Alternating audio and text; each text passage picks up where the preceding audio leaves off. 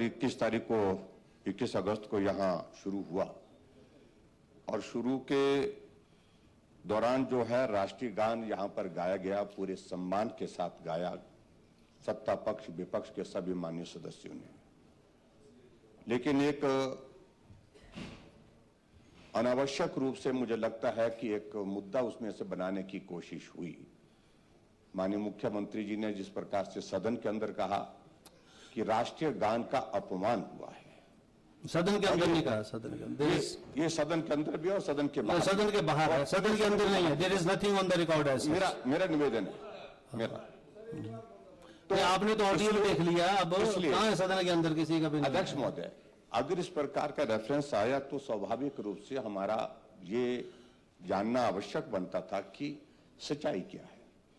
इसके लिए हमने बार बार आपके समक्ष आग्रह किया। आपने कहा कि मैं इस सारी चीज की जो है वो सारी डिटेल्स देख रहा हूं, उसके बाद इसके बारे में व्यवस्था दूंगा। आखिरकार आपने व्यवस्था दी पिछले कल, जिसके लिए मैं आपका आभारी भी हूं। आपने जो वीडियो, क्योंकि साक्ष्य के रूप में हमारे पास इस सारी चीज को वेरीफाई करने के लिए, उसको ठीक तरह से देखने के लिए वीडियो एकमात्र एक जरिया था, एक माध्यम था।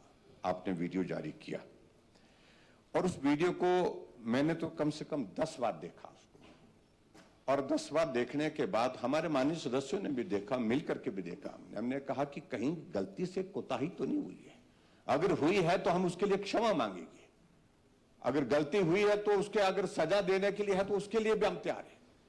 लेकिन अध्यक्ष महोदय, पूरा राष्ट्रीय गान विपक्ष के सभी माननीय सदस्यों ने पूरे सम्मान के साथ गाया है और उसके बावजूद भी विधानसभा के अंदर प्रदर्शन किया गया।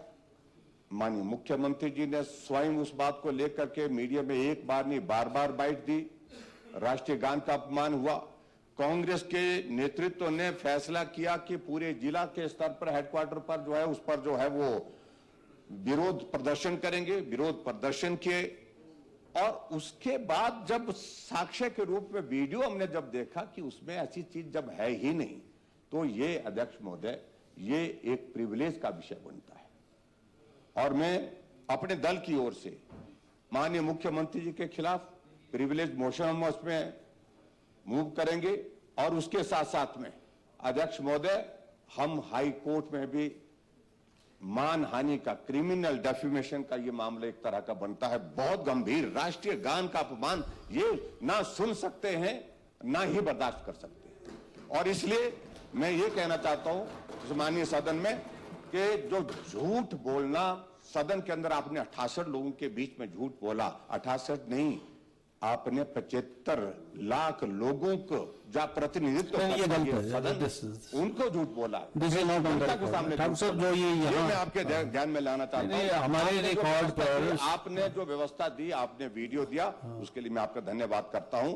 और उस वीडियो को देखने के बाद कहीं भी रत्ती भर भी कहीं भी इस प्रकार का कोई साक्ष्य प्रस्तुत नहीं होता कि जहां राष्ट्रीय गान का अपमान हुआ। अध्यक्ष महोदय, आपने समय दिया, आपका धन्यवाद।